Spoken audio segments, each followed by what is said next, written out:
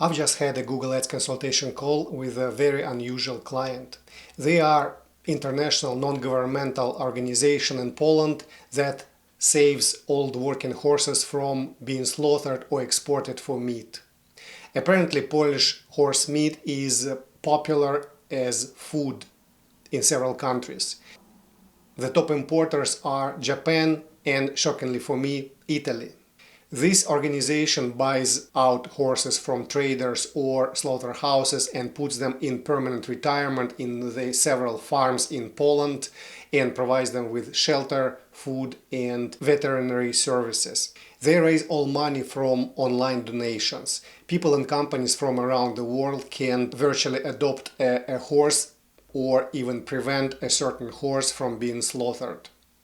The organization gets most of their traffic through organic searches to their website with very powerful content and social media and YouTube channel. They needed a Google Ads strategy to increase visits to the site and eventually donations. So on the call we sketched out the Google Ads strategy specifically for them. I recommended them to run three types of ads: text search ads, display ads and remarketing ads. I recommended also to allocate budget so that half of budget will go to search campaigns, 40% to display and 10% to remarketing campaigns. I advise them to apply for Google Ads grants.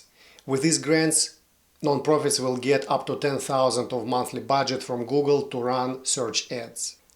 As for bidding, I recommended the mix of manual and smart bidding with eventual upgrade to completely smart bidding.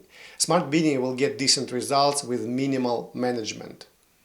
For ad copy, I propose to use two types of ads in each campaign: English ads for the native speakers and Polish ads for the Polish expat community in those countries.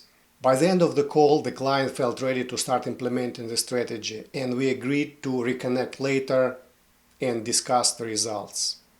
Later that day, I sent them a video recording of the call and an overview of the Google Ads strategy. This was my Google Ads consultation with an interesting client.